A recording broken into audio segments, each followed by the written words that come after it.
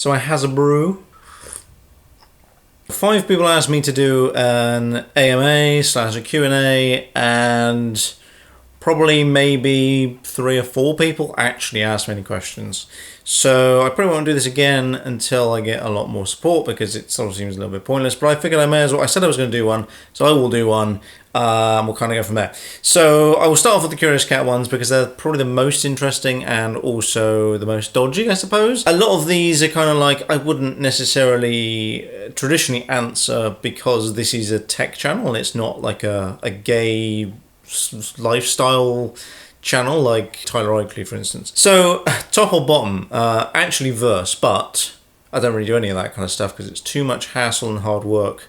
And too much preparation. Can't be fucking bothered. Are you circumcised? No. Boxers or briefs? Always boxers. I like to be free-flowing. I don't want to have... Like, briefs are so uncomfortable, especially in the heat. I cannot be standing my junk boiling against my skin. It's just like, no, that's not going to happen. What ethnicity is Kevin? Filipino, if you don't know, although I'm pretty sure I've mentioned that quite a few times, and it's on Twitter as well. Are you a feminist? Now, I wasn't too sure whether or not this was going to be like a very retargeted kind of question, whether or not they were expecting a specific response or what. Again, I don't generally talk about political views or politics at all on this, because it's not something that imparts anything onto the conversation, and certainly doesn't. It's not relevant to this channel, but I thought I was going to touch on this. So, myself, I don't class myself as a feminist, but I have the same ideals as feminism, I suppose.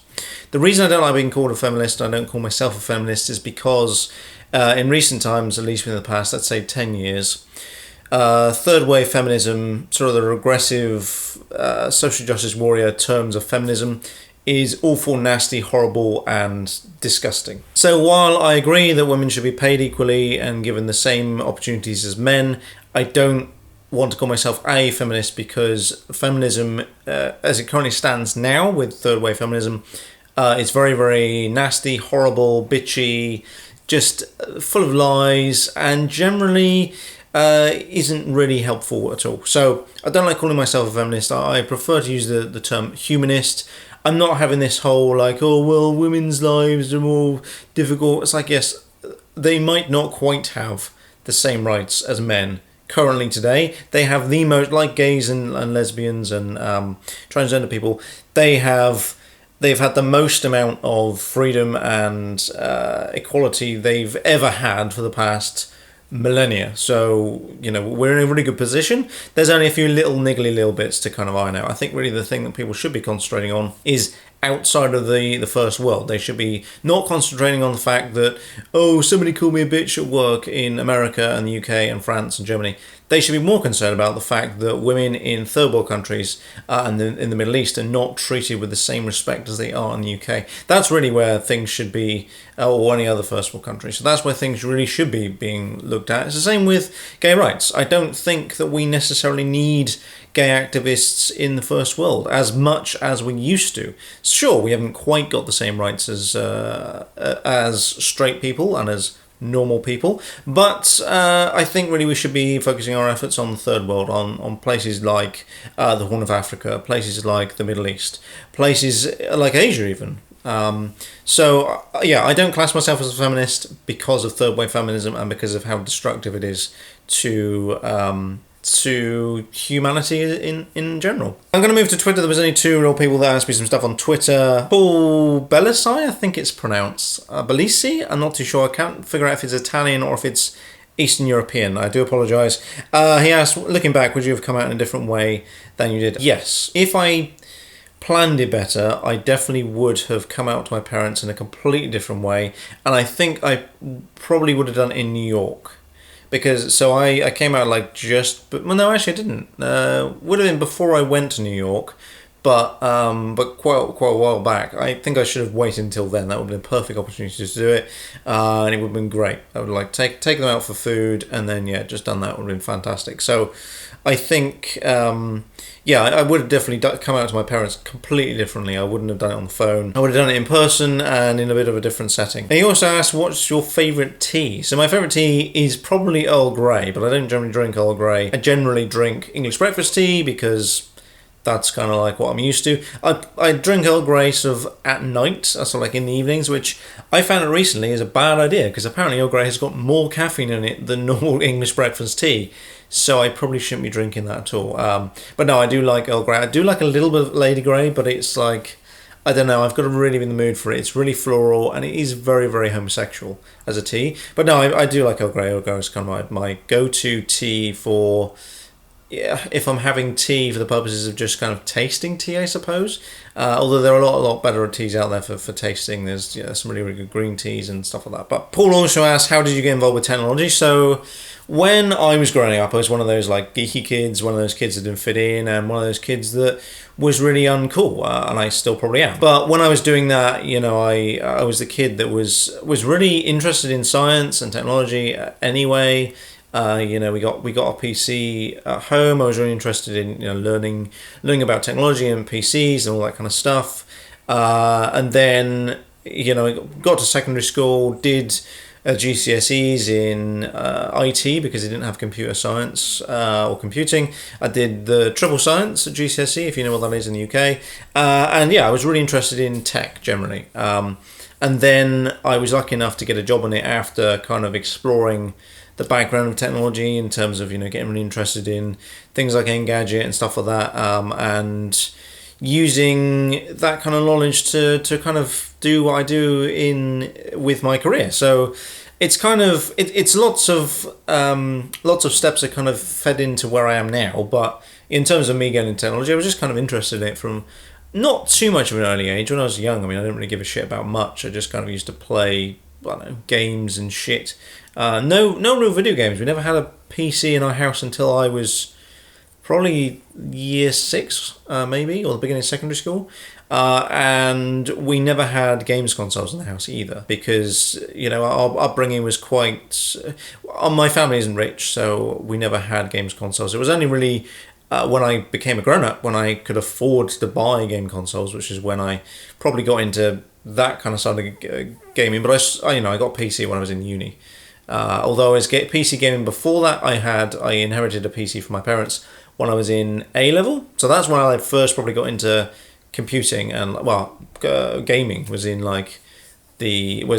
was at A level really, because I had nothing else and I didn't have any money until then either. So Dane has asked, just moved to London from Sydney, what was your favourite pub? There's really only 2 places I really like as pubs. One is called Red's, I think. It's a barbecue place and does some really good food in Shoreditch sort of direction. There's also another pub called the Porterhouse, which is near Covent Garden. It's got this weird steampunk vibe. It's really good. It's got a lot of very hipstery beers, but it's actually really good.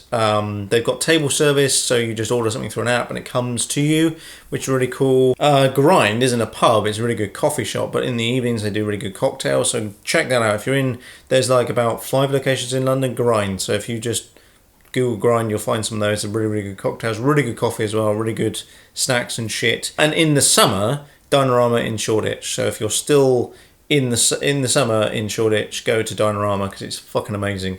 Do some really, really good beer, do some really, really good food. Fantastic, worth checking out in the summer. It's on some old bit of land in Shoreditch. But I don't really. That's about it because I go to just random pubs. I don't have specifically favourites that I usually go to. I usually go to the ones that are closest to work because a pub's a pub in London pretty much. There's not much difference between all of them. So he's also asked, where can I get cheap computer parts in London? Well, I wouldn't really say there's anywhere in London you can get cheap computer parts. Really, the best place to get computer stuff is online. So overclockers, I don't want to recommend Scan because their customer service is fucking terrible, but they do have some good deals sometimes. eBuyer is really good. Amazon is fantastic. That's pretty much it, really. It's worth checking out a service called Flubbit if you're interested in that. It tries to price match Amazon on some things. So if Amazon's the cheapest, Flubbit will try and match it by, I think, at least 5%. I'll give you the difference. So it's pretty good. So you can check that shit out. I might actually put a link in the description below for Flubbit because it's really cool. I've not used Flubbit for ages because I think it's only a UK thing. But that's about it, really. I would only say online because there's nothing really... There's no real decent computer shops I can think of in London really that are any good. They're all expensive. If you go into an actual physical computer shop, they're all really expensive. So there's no point. Even the trouble is the local ones, because they're local, because they've got other bills to pay, like staff costs and they're too expensive. So you can't, like, there's no point in buying a graphics card from them because it'll cost you an extra £100. So one YouTube comment: how much Linux stuff do you know? It's a lot better than Windows. I'm going to disagree with it being better because, well, better is a very subjective term anyway. I know enough Linux stuff to get me by. I don't deal with Linux day to day. I know about root access, I know about the file system within Linux. I could copy stuff manually from one directory to the other. I could dick about with some of the IP tools in there. I could play around with the things like Wireshark and what's the other thing? There's a few pen testing tools within Backtrack Linux. I don't know Linux very well really at all. I'm mostly in Windows, and I probably know more Mac commands than I do general Linux commands. I would question whether or not it's better than Linux. Whatever operating system you use is the best for you in terms of what you need to do. So, which is, I've sort of gone away from, like, for me, macOS is terrible. I fucking hate it. For me, again, Linux is not ideal for what I want to do. Windows is better for me because I can game on it. I can install the stuff that I need to install to get shit done. I can dick about with networking tools easier in Windows because I know it better. It supports things like Flash, which I would do day to day with work. I can do a lot of things easier with a GUI within Windows than I can within like a command prompt or CLI in Linux. So I don't think Linux is better than Windows. It certainly is better in terms of efficiency, in terms of being able to do what you want to do. If you are really, like, you want full customization of your OS, you want full transparency, then yeah, Linux is fantastic. If you want a game, and if you want, like, let's say you want to play The Division, for instance, or GTA 5, you can probably do it within Linux, but then you have to pretty much run a virtual machine or Wine or something like that to get it to work, and it's not as efficient. So, like, just run fucking Windows for that kind of shit. Day to day, I don't think even Linux is any good either, because I still need to be able to use things like Word and Office, and Office is not on Linux, which is a shame, because I think Microsoft would be doing themselves an amazing favour by releasing Office for Linux and having it as a licensed thing, because it would be fantastic. Because every single option, like OpenOffice, is nowhere near as good as Office at all, and the same with what's the other one, LibreOffice as well. It's crap compared to Office. If you're just writing a dissertation, then it's probably fine. But if you're doing, like, what I kind of do day to day, which is document creation and fancy tables and stuff, then you need Office. You need a full suite of Office. You need Excel. You need PowerPoint probably, and you will need Outlook. So yeah, it sort of depends on what you're going to do, because again, Thunderbird is terrible. Most Linux mail apps I found have been pretty shit as well. So now somebody emailed me, they had a load of questions related to other things, and they wanted to remain anonymous, so I'm not going to share with them your name, but there were several questions they asked me, so I'm going to kind of end on this because I sort of think they all kind of merge in together in terms of YouTube. So the first question was, why did you get involved with YouTube? I think this is something that I answered a while back. So when I got my first proper laptop, which was my Vio, whatever the fuck it was a decent Vio. It was expensive as shit. They had some offer on a camera. And I bought it because I thought, because I was doing some like tutorial stuff for landlords and there was a few clients I had, and I was like, well, this could be quite good. I could send them like a drive with like some tutorial videos on how to do X, Y, and Z. Be fantastic. And they had this deal on this camera, and it was like super cheap. So I was like, fuck it, let me just go and grab one. And then I did a few bits, privately for some people. And then I was like, actually, I could just do this on YouTube. Because I was looking about. And at the time when I was on YouTube, there was lots of misinformation about things like how to create a DMZ. And like there was lots of like bullshit. I was like, come on, let me fucking do this shit properly. Because there's nobody on the platform that is doing things that are transparent, honest, open, good, informative, and that kind of stuff. So I started YouTube with that intention, and I kind of like, it got to a stage where I was like, well, actually, maybe I can like make this into a thing, and I can become popular, and so my decisions and my ideas of doing YouTube changed. So I wanted to become popular, and I wanted to make money out of it, and I wanted it to become this amazing thing. As soon as I did that, it was the biggest fucking mistake ever, because I didn't Well, no, that's a lie. I still made videos I enjoyed because there'd be no point. But it's sort of my motivations to do it were different. And I don't think if you're ever going to go into this platform, do not do it for money. Do not do it for fame because you'll be very very sorely disappointed. I do this simply because I enjoy it now. When I started it, it was a bit of an enjoyment factor, but it took me ages. It still takes me ages to do this shit.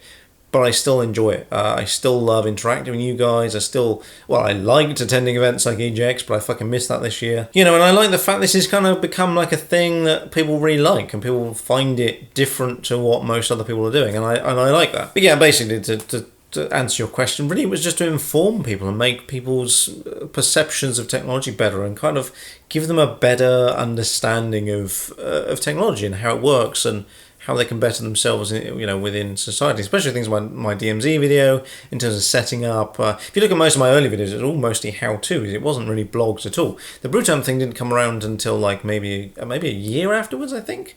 A year after I opened the channel. The other thing he asked was, what's the one thing you wish you could have accomplished by now in terms of your YouTube career? I suppose really the only thing I wish I had done is that I had made a little bit of money from this so I could pay for better equipment. That's the only thing I really would like, but that's it. Because more views would be nicer, more subscribers would be nicer, but I don't really care I don't really care about that anyway. It just would make things easier. It means I could get a camera that is easier to use. It has all-in-one everything, so I don't have to dick about and post with a lot of stuff, I could get myself a better PC so I could video render faster, I could get, faster internet connection at home so that I can upload things at home really easily. But that's kind of it, and that's not really something that's not really a wish, that's sort of something that would have been nice. But I don't really have any particular wish. I wish when I started, or at least 2 years into it, I was as confident and as good at doing it as I am now. Although there's lots I still have to do and improve upon. I can't fucking frame videos for shit. I can't, my creativity is terrible. I slur my words, I mumble, I talk too fast. So there's lots I need to improve upon, I know that. But yeah, I think the one thing really is that if I made some money out of this, because it would then make it easier for me to do a lot more stuff. I could go to things like CES. I could go to, a lot of the press events. I've been invited to quite a lot, actually, but the trouble is you still have to pay for flights and hotels and stuff like that, and I'm not popular enough to be sponsored by the likes of Xbox or, whoever. The other question is, where do you see yourself in 5 years' time? Probably still doing this, still doing YouTube. In terms of job, not too sure. I've got my own ambitions of where I want to be in terms of career, which is basically a CIO, if you know what one of those is. And so that is my end game, is to become a CIO in a company at some point. Whether or not that's 5 years from now, whether or not that's 10 years from now, whether or not that's 20 years from now, that's my end game. Because then I can be in a position where I can actually inform decisions at a business level that impact upon a business and do things really well. But yeah, in terms of YouTube, it will still probably be the same old shit. I suspect I'll be in a different location doing different stuff. But yeah, I don't know. I think it will just probably it'll be still the same. I suspect I probably won't be vlogging outside because I'm too nervous for that shit. So I suspect it will still be me sitting down with a brew, talking bullshit at you for half an hour. The final question he had for me was, what's one bit of advice that you could give anybody that's starting YouTube? The first thing is, do it because you enjoy it. Don't do it because you want to get famous or rich or whatever. As soon as you try doing that, there's two things that are going to happen. You're going to be very, very disappointed, and your motivations for doing it are going to be wrong.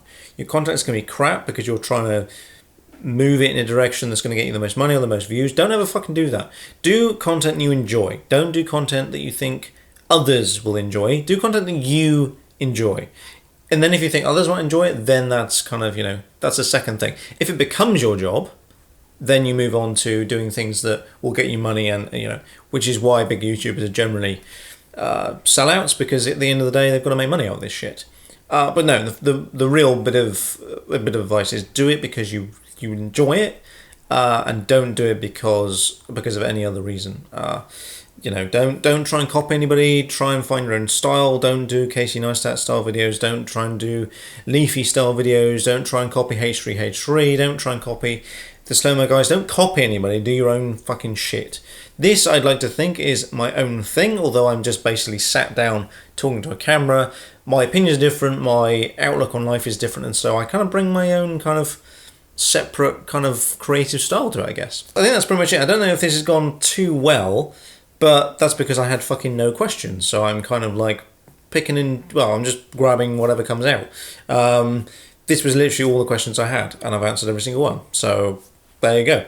Yeah, I think that is pretty much it. I don't really have anything else to say, but apart from that, I shall catch you in a later video.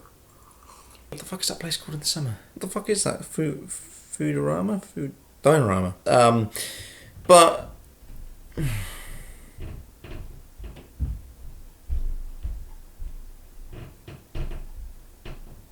can't believe this place is not soundproofed. Is that it? Is it gone? No. Horrendous. Fucking herd of elephants.